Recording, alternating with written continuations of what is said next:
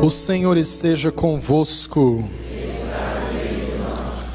Proclamação do Evangelho de nosso Senhor e Salvador Jesus Cristo, segundo Lucas. Aconteceu que, caminhando para Jerusalém, Jesus passava entre a Samaria e a Galileia. Quando estava para entrar num povoado, 10 leprosos vieram ao seu encontro. Pararam à distância e gritaram: Jesus, mestre, tem compaixão de nós. Ao vê-los, Jesus disse: Ide apresentar-vos aos sacerdotes.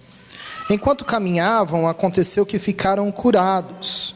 Um deles, ao perceber que estava curado, voltou glorificando a Deus em alta voz. Atirou-se aos pés de Jesus com o rosto por terra e lhe agradeceu. E este era um samaritano.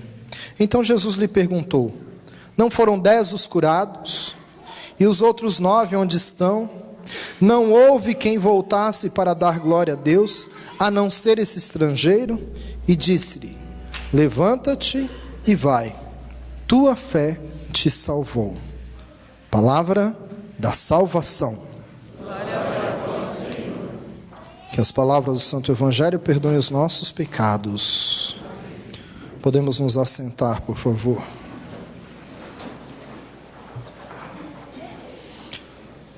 Nós estamos celebrando o 28º domingo do tempo comum. E a primeira leitura de hoje começa assim: Naamã, o sírio, desceu e mergulhou 7 vezes no Jordão, conforme o homem de Deus tinha mandado, e sua carne tornou semelhante à de uma criancinha, e ele ficou purificado. Imagine se a gente tivesse um rio e a gente pudesse mergulhar 7 vezes, e isso daí com uma pele nova, né? Adeus rugas, adeus pé de galinha, não precisava de passar creminho nenhum mais. As mulheres que gostam de hidratante não precisava.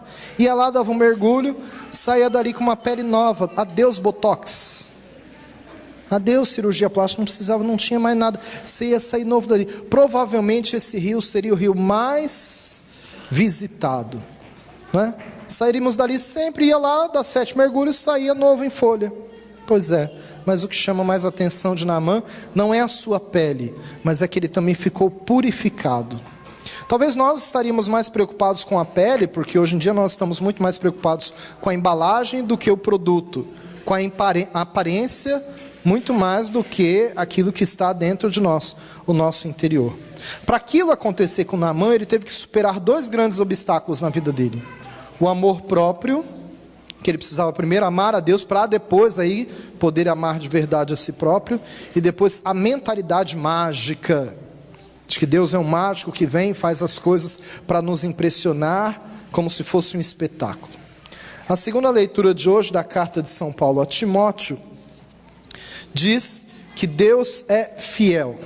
Fala da fidelidade de Deus: se com Ele morreremos, com Ele viveremos; se com Ele ficamos firmes, com Ele reinaremos; se nós o negamos, Ele também nos negará; mas se nós lhe somos infiéis, Ele permanece fiel, pois não pode negar-se a si mesmo. Então quer dizer que mesmo que a gente seja infiel, Deus continua sendo fiel. É interessante porque essa palavra Deus fiel, ela se tornou de certa forma um slogan, né? Durante um tempo, até pouco tempo atrás, essa era a palavra da moda, a frase da moda, essas 3 palavrinhas: Deus é fiel. Muitos de nós tínhamos elas em adesivos, às vezes na camiseta, alguns até usavam essa palavra como amuleto.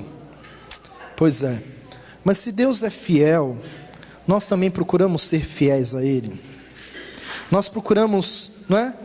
Mesmo que na nossa fraqueza, fazer o possível e impossível para não perder essa fidelidade, para cada vez estarmos mais próximos do Senhor, ou não, né?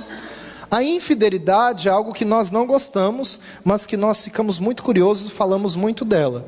Tanto que a música mais tocada nas rádios hoje é uma música que se chama Infiel. É o grande sucesso do momento. Nós não gostamos dos políticos infiéis, criticamos eles, porque eles prometem uma coisa e não cumprem, tomam uma posição na campanha e depois, quando pegam poder, agem de uma forma diferente. Mas e nós? Nós somos fiéis, né? Você que é casado, você é fiel ao seu cônjuge. Ou seja, a pessoa que você casou, o seu esposo e a sua esposa. E ser infiel, gente, não é só arrumar uma outra pessoa. Não é só você arrumar uma outra mulher, um outro homem. Muitas vezes nós somos infiéis sem arrumar outra pessoa. Nós somos infiéis na essência do matrimônio, para quem é casado, da vocação que Deus chamou a viver o matrimônio. Quantas vezes nós não arrumamos ninguém, mas nós já matamos a outra pessoa que mora conosco? É como se ela não existisse. E aí nós somos infiéis ao sacramento que nós aceitamos e buscamos para a nossa vida, né? Nós não gostamos de ver a infidelidade do outro, às vezes até criticamos quando vemos algum escândalo de infidelidade. Mas nós como filhos somos fiéis aos nossos pais? Ou nós escondemos as coisas do nosso pai e da nossa mãe? Muitas vezes coisas que nós fazemos, às vezes é coisas até que nós usamos, até drogas. Ou nós somos fiéis a Ele, a dizer a nossa vida? Nós somos fiéis paroquianos, que assumimos a nossa paróquia de verdade, que rezamos pela nossa paróquia, que participamos da nossa paróquia, ou nós vivemos de momento e de espetáculo, né? Ah, se aqui tá bom, vai ter uma festa lá, eu vou, vai ter uma festa aqui, eu vou, vai ter outra festa lá, eu vou. Gente, não é pecado você ir em outra paróquia, muito pelo contrário, eu até gosto, porque sempre você traz novas novidades para cá. Mas você precisa ter uma identidade cristã, né? Uma identidade de comunidade, né? Nós somos fiéis no dízimo, nas ofertas, no namoro. Tem alguns namoros que eu costumo chamar de ensaio para o adultério. Que não é namoro, é ensaio para o adultério. Se você se presta a namorar com uma pessoa que está namorando outra pessoa, você está ensaiando para o adultério. Não, mas ele ou ela diz que vai acabar o namoro lá, então espera acabar. Não, mas a gente está fazendo um teste para ver se está... Mas se ela está comprometida com outra pessoa, você não pode namorar com ela, porque senão é ensaio para o adultério. Você está ensaiando, né? O namoro é um ensaio para aquilo que você quer viver depois no casamento. Se você já está sendo, né, infiel, é isso que você quer viver. Nós somos fiéis ao nosso ser católico, apostólico, romano. Antigamente nós nascíamos católicos e morríamos católicos, né? Hoje em dia parece que qualquer vento nos leva. Se alguém nos oferecer algo, nos acolher melhor, ou nos oferecer uma oração milagrosa, uma cura milagrosa, ou dizer que nós vamos ganhar mais dinheiro, ou vamos ficar milionários, com facilidade muitas vezes nós saímos da igreja e vamos até algumas seitas por aí. Pois é. Por que será que Deus é fiel e nós acabamos ser tão infiéis? Não é? Talvez o evangelho de hoje pode nos dar algumas pistas sobre isso. O evangelho de hoje, tirado de Lucas, do capítulo 17, versículos de 11 a 19, diz assim, que 10 leprosos foram até Jesus. 10 leprosos. Isso é muito interessante, eles irem até Jesus, porque era proibido. Porque o leproso, ele tinha que viver afastado da cidade, ele não podia se misturar com aquelas pessoas, de forma alguma. Ele tinha que estar excluído. E ele não podia entrar nos povoados, nas cidades, porque as pessoas brigavam, mandavam eles embora e diziam para ele, impuro, impuro, impuro. Aquilo que nós fazemos muitas vezes, né? Quando nós apontamos o pecado para o outro, esquecemos de olhar para o nosso. Mas julgamos as outras pessoas, dizemos que os outros são impuros.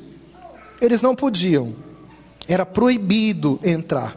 Mas diz o evangelho que quando Jesus passava entre a Samaria e a Galileia, quando ele estava para entrar no povoado, na entrada daquele povoado, eles se aproximaram de Jesus. E é interessante que diz que eles pararam à distância, justamente porque Jesus deveria estar, né, repleto de pessoas ao lado dele, de discípulos, seguidores, curiosos. E se eles viessem, as pessoas iam dizer, impuro, impuro, sai daqui. Então eles à distância é que eles conseguem gritar ao Senhor e chamar a atenção do Senhor. Então diz que eles não falaram, eles gritaram, Jesus, mestre, tem compaixão de nós.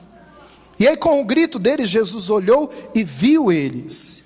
E aí é muito interessante que Jesus deu para eles o que eles necessitavam. A compaixão que eles queriam era ser curados. E os 10 foram curados. Mas o evangelho também fala que depois só um voltou para agradecer. Quem somos nós? Nós somos aquele um que voltou para agradecer? Ou aqueles 9 que foram embora depois que foram curados e se esqueceram de quem os curou? Nós agradecemos a Deus com constância. Quantas vezes você já agradeceu a Deus pela palavra que você acabou de escutar? quando tem a proclamação da primeira e segunda leitura, nós terminamos dizendo assim, palavra do Senhor, e nós dizemos graças a Deus.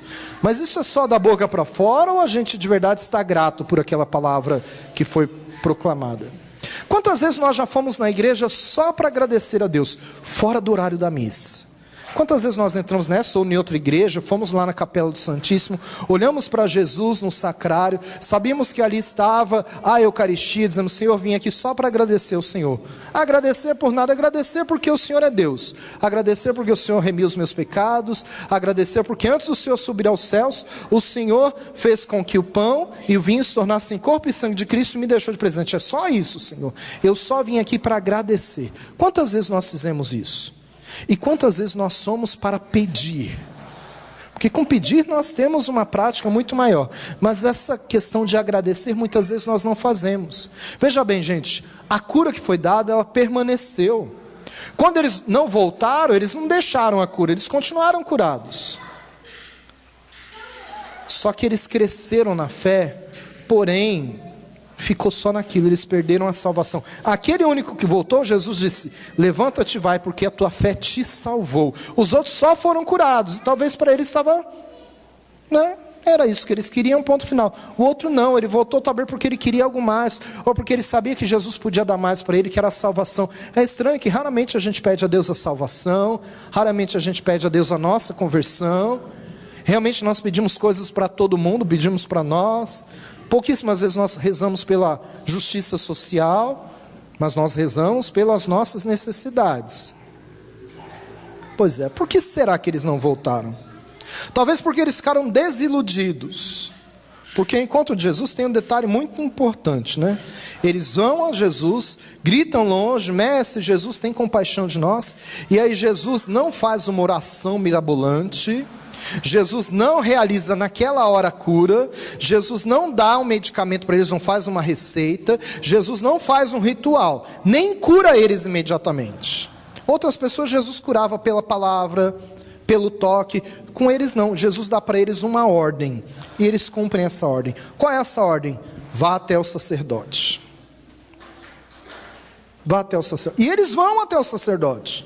Eles vão caminhando para se encontrar com o sacerdote. É interessante porque enquanto eles vão para o sacerdote, eles ainda estão doentes, eles ainda estão enfermos, eles ainda têm a lepra. Gente, a lepra é uma doença terrível, que ia dando feridas e ia caindo pedaços do corpo. Um dia cai o nariz, outro dia cai a orelha, cai um dedo, daqui a pouco cai a própria perna, o braço, eles iam aos pedaços. Enquanto eles ainda estavam doentes, enquanto eles ainda estavam sofrendo, eles fizeram o que Jesus mandou. Então veja bem, para eles serem curados, eles pediram, e Jesus não fez um milagre naquele momento. Ele deu para eles uma ordem. E o que eles fizeram? Mesmo ainda estando doentes, mesmo ainda estando com a lepra, eles cumpriram a ordem. Talvez para nos mostrar que nós precisamos iniciar esse caminho de fé e obediência. E aí nós seremos curados. Talvez a necessidade de ser curado não é só pedir a Jesus, esperar que aconteça, imediatamente, mas é escutar a voz dele, que nós devemos cumprir enquanto nós estamos ainda com aquela necessidade, e é caminhando, é durante o caminho, durante essa caminhada, que eles são curados. Apesar de todas essas dúvidas que nós levantamos, eles foram até o sacerdote. Também por quê? Porque funcionava assim. Se você fosse curado da lepra, automaticamente você não podia voltar para a sociedade. Não, você tinha que ir ao sacerdote, porque só o sacerdote poderia testemunhar e autorizar que você voltasse. Então ele tinha que te observar mais ou menos por umas 2 semanas, porque aí você poderia ir e voltar ao convívio dos seus amigos, na tua cidade, no teu vilarejo, no teu povoado, com a tua família, com os teus parentes. Então era o sacerdote que ia dizer se de verdade você estava curado ou não. Talvez eles foram por isso, porque Jesus disse para eles, vai ao teu sacerdote, porque depois de curado era o sacerdote que diria se a gente está curado ou não. É como nós precisamos de uma graça, estamos doentes, nos sentimos curados, mas a gente tem que voltar no médico. E o médico tem que dizer que de verdade a gente está curado, para não ser apenas uma ilusão da nossa cabeça, ou apenas ter retirado os sintomas e a gente está com a doença. Então é algo muito interessante, gente, porque na hora do desespero, eles sabem recorrer a Jesus. Na hora do desespero, eles enfrentam tudo e todos. Eles enfrentaram a proibição de ir ali na cidade. Eles enfrentaram a vergonha, porque o leproso tinha que andar com a roupa rasgada, com os cabelos bagunçados, com a barba grande. E quando eles chegavam perto das pessoas, todo mundo olhava para eles e dizia: impuro, impuro, impuro. Eles eram ofendidos, agredidos verbalmente. Aí tem um detalhe importantíssimo no evangelho de hoje. Pela lepra, eles foram unidos. É como se aquela doença uniu eles pela desgraça. E a palavra desgraça é interessante, né? Porque tem graça depois, né? Desgraça. Por quê? Os judeus e os samaritanos, eles tinham ódio de várias gerações. Pra você ter uma ideia, o judeu amanhecia, olhava em direção a Samaria, jogava lá uma maldição. Eles não se falavam, eles se odiavam, eles se detestavam. Porém, quando as duas raças, os dois povos, se tornaram leprosos, na frente do ser judeu ou samaritano estava a enfermidade.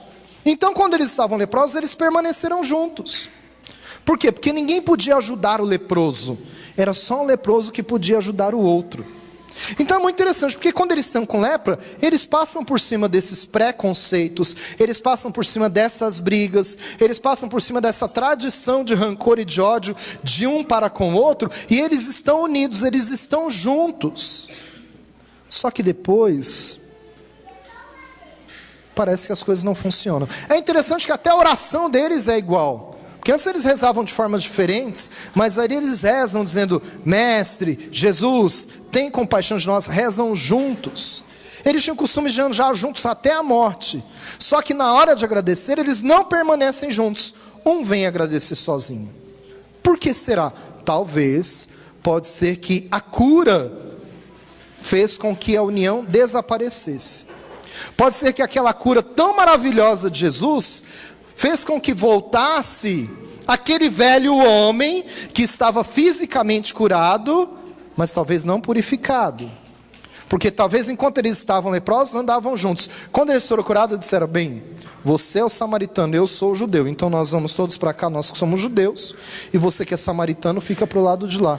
Acabou a necessidade de estarem juntos. A enfermidade tinha feito um bem para eles, tinha feito eles estarem juntos, como é vontade do Senhor, e se amarem verdadeiramente e ajudarem um ao outro. Mas a impressão que dá é que depois de curados, isso tinha acabado, eles não queriam mais. Parece que aquele ódio que eles tinham voltou, porque agora eu já estou bem, então eu não tenho mais a obrigação de amar aquele meu irmão que sofre. Não? Gente, eu tenho muito medo de nós fazermos isso, todos nós. Eu tenho muito medo de nós sermos iguaizinhos a esses 9 que não voltamos para agradecer. Tenho muito medo. Eu tenho medo de católicos importantes. Aqueles que se sentem muito importantes. Ou porque estudou muito, ou porque viu algumas pregações, ou porque leu alguns livros. Ou aquele que fez uma doação financeira e diz: bem, com isso eu já estou certo. Ou aquele que é muito antigo, vem na igreja desde pequenininho, nunca saiu da igreja, então eu já estou tudo certo, eu não preciso de agradecer. É um perigo, porque Jesus disse que o único que voltou a agradecer era um estrangeiro. Não era ninguém da raça de Jesus, não era ninguém da terra de Jesus, não era ninguém da religião de Jesus, que também era judeu, foi um estrangeiro, um samaritano. Então a gente tem que ter muito cuidado com isso e perceber claramente qual foi a reação de Jesus. Jesus tem 2 reações no evangelho de hoje. Primeiro, quando eles gritam à distância: Jesus, mestre, tem compaixão de nós. A reação de Jesus é olhar para eles, é vê-los, e Jesus diz uma única frase. Jesus dá uma ordem para eles: ide apresentar-vos aos sacerdotes. Ponto final. É isso que Jesus faz. Essa é a primeira reação. Depois, quando volta um só para agradecer, Jesus não dá uma frase só. Jesus lança várias frases. E eu fico imaginando naquele momento, aquele Jesus que nós conhecemos, com o chicote na mão e espalhando os vendilhões do templo. Jesus bem bravo com eles. Jesus diz para eles assim: não foram 10 os curados? E os outros 9 onde estão? Não houve quem voltasse para dar glória a Deus, a não ser esse estrangeiro. Ele não falava só estrangeiro, a todos que estavam ali. Aí ele se dirige só ao samaritano e disse assim: levanta-te e vai, a tua fé te salvou. De que lado nós estamos, gente? De verdade, nós estamos entre aquele que voltou para agradecer a Deus, ou aquela massa dos 9 que foram embora? Eles não foram embora talvez porque eles eram ruins, não. Talvez porque eles estavam com pressa, chegaram ao sacerdote para passar 2 semanas. O sacerdote veio, vai logo ver sua família. Eles não tinham tempo, como nós não temos hoje tempo para o Senhor, tempo para agradecer, porque nós temos outras coisas mais importantes para fazer que nos dão mais pressa. Talvez seja isso. Talvez eles queriam tanto ver a sua família e os seus amigos entrar lá no seu povoado, que eles esqueceram quem curou eles, porque o que eles queriam eles já tinham conseguido. Como é que nós respondemos isso para nós mesmos? Seria muito fácil nós dizermos, não padre, eu não sou assim, eu agradeço a Deus. Ou eu dizer, não padre, de verdade eu sou ingrato. Mas a gente tem que ir além disso. A gente tem que ver na prática como que nós somos, não é? Quem já ficou muito doente no hospital, ou quem tem alguém que ficou muito doente, que ama uma pessoa que ficou muito doente, ou quem já passou por algum acidente, aprendeu a rezar com mais convicção. Na hora que teve o acidente, na hora que você sofreu, na hora que você estava com dor, na hora que você estava preocupado, não precisou de ninguém te ensinar a rezar. Não precisou de ninguém te convidar a fazer uma oração. Não precisou de ninguém te levar um manual de oração. Não precisou. Com certeza aquela hora foi a hora que você fez a oração mais bonita na tua vida. Você aprendeu naquele momento a fazer oração espontânea. Você pediu com fé ao Senhor. Você rezou orações que você falava com Deus. Você nem sabia como orações tão bonitas saíam de você. Você orou de todas as formas. Orou até em línguas, mas orou. Sim ou não? Na hora que a gente precisa, a gente não reza melhor? Eu falo isso por experiência própria. Quando em 2011 eu sofri um acidente com a minha família, né? Eu cheguei no hospital e olhei para um lado, olhei para o outro e disse assim, não adianta nada, não adianta eu ser padre, não adianta eu ter conhecimento, não adianta a gente ter no hospital, não adianta nada. A única pessoa que eu posso segurar na mão é Deus. E aí eu acho que eu fiz a oração mais linda na minha vida. E eu lembro quando o médico chegou para minha irmã e disse assim, a sua filha corre risco de vida. A primeira coisa que minha irmã disse assim, minha filha vai morrer. Eu disse, não, está amarrado em nome de Jesus, para que a palavra tem poder. Começa a dizer, Jesus tenha compaixão de nós. Eu tinha lido esse evangelho dias antes. Começa a dizer, Jesus tenha compaixão de nós. Começa a dizer que Jesus vai curar a tua filha. É isso que a gente tem que fazer, clamar o poder de Deus. E nas minhas orações, quando dava tempo eu ia na capela, quando dava eu fazia sozinho. Eu dizia, Senhor, é isso que eu estou te pedindo. Se não for isso que aconteça, eu também vou glorificar Deus. Outro dia me perguntaram numa palestra que eu dei, qual foi a coisa mais difícil que aconteceu na tua vida? Eu disse, foi o acidente. E aí falaram, qual foi a coisa mais terrível? Foi o acidente. E qual a coisa mais boa? Eu disse, também o acidente. E eles disseram, mas como que um acidente vai ser bom? Eu disse, porque tudo que a gente aprende com aquilo é fantástico. Gente, quando nós estamos doentes, nós rezamos com uma fé sobrenatural. Quando alguém que nós amamos está doente, nós vamos lá e nós rezamos com fé, nós rezamos com convicção, nós clamamos a Deus. Em um segundo nós esquecemos de tudo, nós pedimos para todo mundo. Pessoas que nós nem conhecemos, nós pedimos que reze e nós rezamos com uma fé extraordinária. Isso é ótimo. Essa deveria ser sempre a nossa fé. Porém, quantas vezes e quantos de nós voltamos para agradecer? Vamos fazer o exercício para a gente ver se a gente é grato a Deus. Quantas vezes você já voltou para agradecer aos médicos, agradecer às enfermeiras, rever os colegas de quarto, doentes que você conheceu, ou rever famílias que estavam ali passando por experiências parecidas com a sua, que talvez você estava tão desesperado, começou a desabafar com alguém, a pessoa desabafou com você, e vocês começaram a trocar contatos ali, para falar, saber o que o outro, ou talvez pediu que o outro cuidasse um pouquinho do doente, enquanto você ia fazer alguma coisa. Quantos de nós mantivemos esses relacionamentos? Que às vezes nós nos esquecemos. A minha salvação, na época do acidente, é que eu li esse evangelho. Aí eu falei para minha irmã e meu cunhado, depois de 45 dias, quando minha sobrinha saiu do hospital, nós precisamos agradecer os médicos e as enfermeiras. Precisamos de dar alguma coisa, materializar nosso agradecimento. Porque agradecer é muito pouco. E aí minha irmã falou assim, compra um bombom. Eu fui nesses atacadões, comprei uma caixa de bombom para cada um. Cheguei no hospital, minha irmã disse assim, como você é exagerado. Como é que eu vou levar isso lá em cima agora, essa caixa desse tamanho? Precisava disso, falei que era para comprar um bombom. Eu disse assim, mas eles não ajudaram ela um dia só.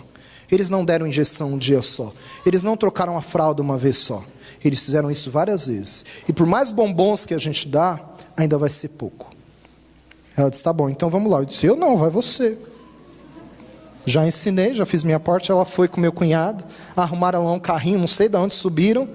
Quando voltaram impressionados. Disseram assim, nossa, a gente está impressionado.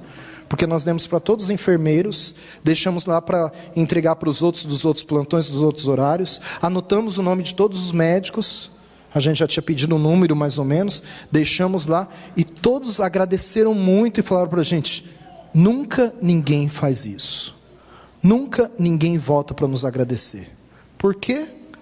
Talvez pelo evangelho da semana passada, que dizia, somos servos inúteis, fizemos o que devíamos fazer. Só que isso é bom quando é para o outro. Para a gente não quer ser servo inútil.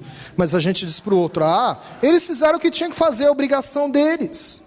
Quantas vezes nós poderíamos agradecer a um garçom que nos serve alguma coisa na mesa? Mas muitas vezes nós estamos conversando com a pessoa que está na nossa frente, que a gente não vira o pescoço para olhar para ele. E a gente diz, ele está fazendo a obrigação dele. Mas o que custaria nós sermos gratos? Por que eu digo isso, gente? Porque muitas vezes, o modo como que nós nos relacionamos com o irmão, mostra o modo como que nós estamos nos relacionando com Deus. Porque se a gente não consegue agradecer uma pessoa que está do nosso lado, que nós vemos, como é que nós vamos agradecer alguém que nós nem vemos, que nós só vemos pelos olhos da fé? Como eu sou de verdade? Quem eu sou? Hoje é um dia de eu me perguntar. Quando eu quero casar, então eu vou na igreja, eu peço outro em casamento, eu prometo que eu vou fazê-lo feliz, depois no dia a dia eu tento fazer ele feliz mesmo, no dia a dia não. Quero casar, eu vou até o padre, até pipoca eu faço para o padre. E depois, quando eu quero batizar meu filho, eu vou à igreja, digo eu quero batizar meu filho, eu quero fazer da melhor forma possível, eu quero realizar tanta coisa, depois eu quero viver o batismo e ajudar o meu filho a viver o batismo, Quando eu tenho um problema, eu peço para todo mundo rezar, inclusive para o padre, e muitas vezes eu falo, eu vou rezar, mas você vai rezar também? A pessoa diz, mas eu tenho que rezar também? Claro que você tem que rezar também. Quando eu estou desempregado, eu venho, rezo com muita fé que eu quero emprego, aí eu consigo emprego, o que eu faço lá no meu emprego? Muitas vezes eu sou o pior testemunho ali. Eu ajo ali como se eu nem conhecesse Jesus Cristo. Muitas vezes mostrando a minha preguiça, ou muitas vezes nem mostrando que eu sou católico, ou que eu sou cristão. Ali na minha prática eu sou tudo. Menos, eu me lembro de tudo de todo mundo. Menos daquele Deus que eu pedi que tivesse me arrumado aquele emprego. Quando eu estou doente, eu peço com uma fé gigantesca. Mas aí quando eu sou curado, eu lembro de voltar para agradecer o Senhor. A minha oração muitas vezes é uma briga com Deus. Às vezes eu insisto, eu brigo com Deus, eu insisto com Ele. Mas depois que eu recebo, eu continuo insistindo em agradecer e ser grato permanentemente. Tem um detalhe, gente, importantíssimo nesse evangelho. Aquele homem voltou na mesma hora para agradecer a Deus. Na mesma hora, ele não esperou para depois. Quantas vezes na igreja nós fazemos isso, Eu faço um encontro, um retiro, uma experiência de oração, e digo assim, eu estou tão grato a Deus, que o ano que vem eu vou trabalhar no outro retiro para agradecer. Por que só o ano que vem? Aqueles dali também podem ter falado, bem, a gente vai cuidar da nossa vida, o ano que vem a gente volta para agradecer, eles não foram salvos. Aquele homem voltou na mesma hora, ele é grato permanentemente. A nossa gratidão tem que ser permanente. Todos os dias nós deveremos agradecer a Deus, não pelas pequenas ou grandes coisas que Ele faz conosco, mas por aquilo que Ele é. Por Ele ter morrido na cruz por nós, por Ele ter nos dado a salvação, por Ele ser o nosso Senhor e Salvador, por Ele ter remido os nossos pecados. Nós deveríamos fazer isso todo dia, e nós deveríamos materializar. Pode ser que eles estavam agradecidos ao Senhor, provavelmente estavam, porque eles estavam, mas eles não materializaram isso. Como é que o outro materializou? Ele foi caminhando, o mesmo caminho que ele foi pedir, e que ele foi obedecer a ordem do Senhor, ele fez de volta, para ir lá ao Senhor e agradecer a cura que tivesse resolvido, que tinha recebido. Nós fazemos isso, ou não? Hoje é o dia do Círio de Nazaré, em Belém do Pará. Assisti desde cedo lá na internet. Tem mais de 2 milhões de pessoas fazendo procissão. Ontem já teve uma, durante o mês teve várias, hoje tem uma procissão que dura umas 5 horas, num sol de 45 graus na sombra. 2 milhões de pessoas, eles vão atrás de Nossa Senhora de Nazaré. Todo ano, nesse segundo domingo de outubro, eu penso em ir embora de São Paulo. Porque nós dizemos que temos fé, mas nós não temos. Prova disso são as nossas procissões, que é um fiasco. Vai meia dúzia de 3 ou 4, a gente vai conversando, reclamando, fazendo fofoca do outro. Quando a gente vai? Não? A única coisa que salva as nossas procissões é o Círio de Nazaré. E a grande manifestação mariana do mundo é o Círio, na maior procissão do mundo. Fora daquilo, muitas vezes nós não fazemos. E é interessante porque o mundo pegou as nossas coisas, eles fazem com muito mais competência. O mundo pegou todo o conceito da procissão e eles fazem bem. No carnaval, na micareta, eles não têm um andor, eles têm um caminhão, o trio elétrico. Eles põem lá em cima não a imagem da padroeira, mas eles põem uma cantora, ou um cantor, ou uma banda, e fica todo mundo seguindo atrás, fazendo procissão, e eles vão cantando, vão pulando, vão louvando, eles cantam aquela música de cor e salteada várias vezes, eles cantam às vezes horas e horas e horas a fio, e nós, na hora de fazer procissão, não queremos, não? Outro dia um casal me testemunhou algo tão bonito, né? Que eles estavam no apartamento deles, tinham mudado para cá, e eles escutaram a procissão, eles falaram, bem, tem uma igreja por aqui. E aí foi que eles se aproximaram, descobriram, viram as irmãs passando, perguntaram, depois vieram, se casaram aqui, fizeram a experiência de oração. Deus abençoe pelo testemunho. Por que nós não fazemos isso? Por que nós não mostramos a Jesus que nós somos gratos? Porque muitas vezes nós somos ingratos. Ingratos. Muitas vezes nós só sabemos pedir as coisas a Deus, mas muitas vezes não sabemos agradecer. Porque não temos tempo, porque não tomamos coragem, ou porque estamos ocupados com outra coisa. Vamos hoje pedir a Nossa Senhora que ela interceda por nós e que ela nos ajude a ser gratos permanentemente.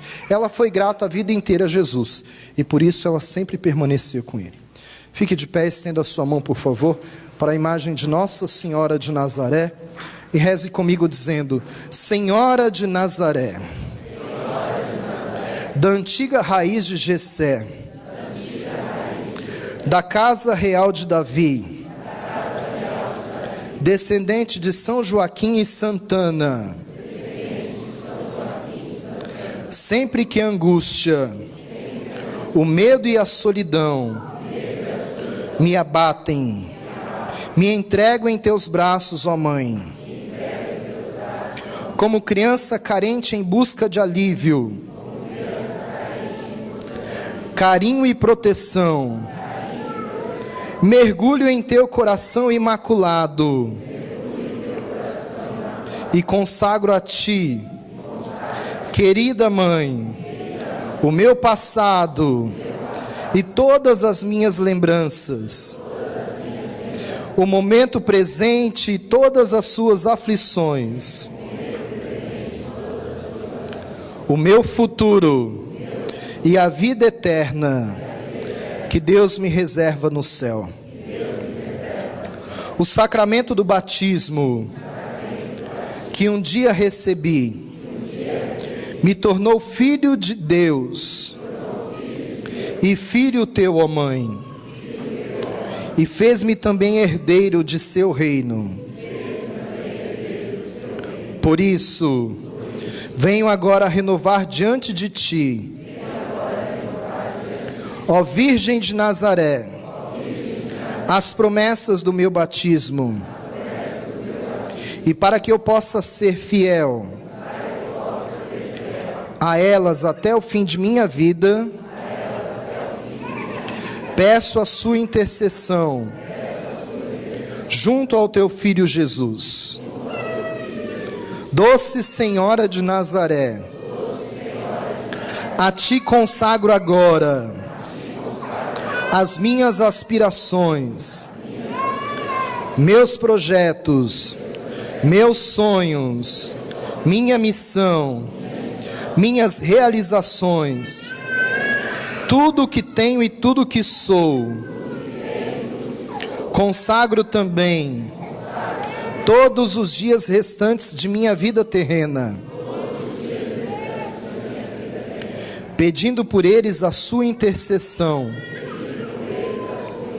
e a tua bênção materna, para que sejam dias serenos, cheios de paz e de muitas graças. Quero também te consagrar desde já, Senhora de Nazaré, o momento da minha morte, quando por tuas mãos e amparado pelos braços de teu esposo São José, poderei finalmente ver o teu rosto, abraçar teu filho Jesus e contemplar a glória do Pai, no amor infinito do Espírito Santo. Amém. Nossa Senhora de Nazaré, rogai por nós. Rezemos juntos uma salve rainha. Salve rainha, mãe de misericórdia, vida, doçura, esperança da nossa salve. A vós bradamos, degredados, filhos de Eva, a vós suspiramos, gemendo e chorando neste vale de lágrimas. Ei a coisa de toda nossa, nesses vossos olhos misericordiosos na nossa vida. E depois desse desejo, mostrai-nos Jesus, bendito é o fruto do vosso ventre. Ó clemente, ó piedosa, ó doce Senhor Virgem Maria, rogai por nós, Santa Mãe de Deus, para que sejamos dignos das promessas de Cristo. Ainda com as mãos erguidas, vamos professar a nossa fé com Nossa Senhora. Muitas vezes o nosso agradecimento também nos dá nesses gestos de erguer as mãos e fazer o pequeno sacrifício de não deixar que ela caia. Professemos juntos a nossa fé, junto com Maria, nossa mãe.